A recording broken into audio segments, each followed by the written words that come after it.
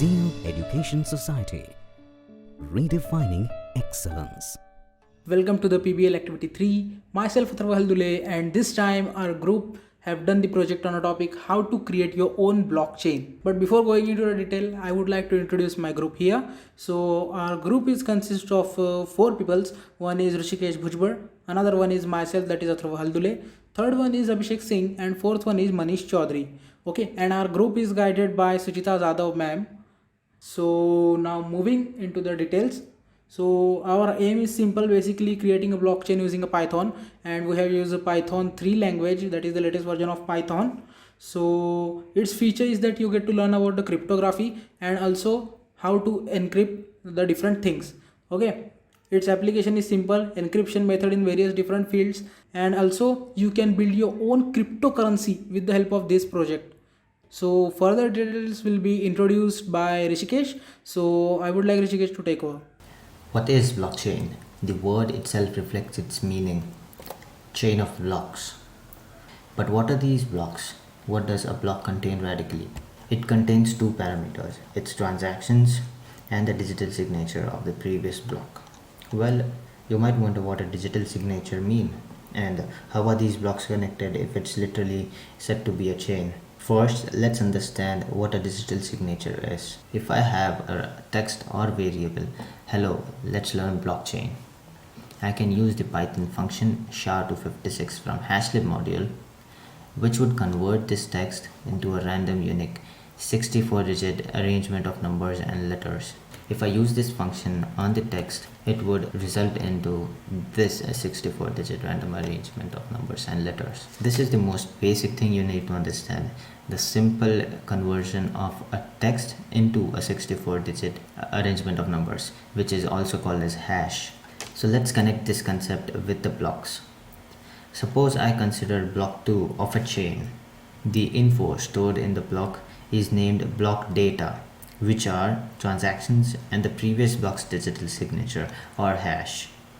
These are the 2 important parameters, the transactions and the previous block's digital signature or the previous block's hash. So what exactly does the SHA-256 function do? It actually concatenates this block data, which is these transactions are added or concatenated with the digital signature of the previous block and converted into a simple plain text, and would be converted into this 64-digit random arrangement, which we call as a digital signature or its hash. Now that we've got the digital signature of the second block, which is the same, as you can see, A3A44, A3A44, this digital signature of the second block would be added into the second parameter of the third block. The 2 parameters were the transactions and the previous block data. With this information, we can obtain the hash of the third block, which would be the concatenation of the transactions and the digital signature or hash of the previous block, which would be block 2. So here you can see I've added these transactions and the digital signature and converted it into a single string or text.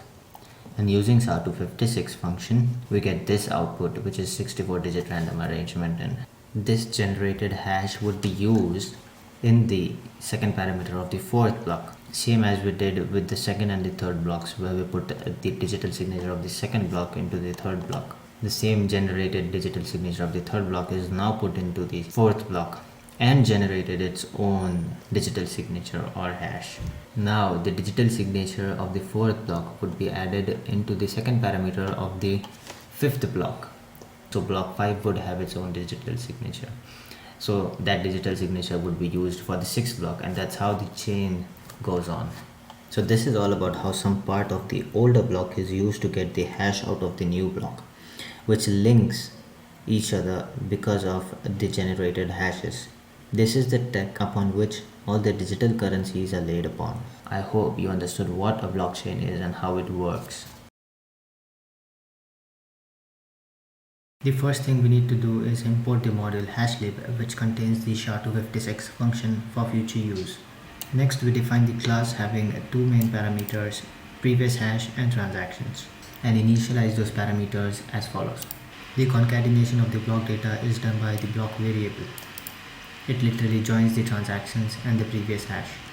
The block hash variable stores the digital signature or the hash of the block data. These are the transactions defined in the program.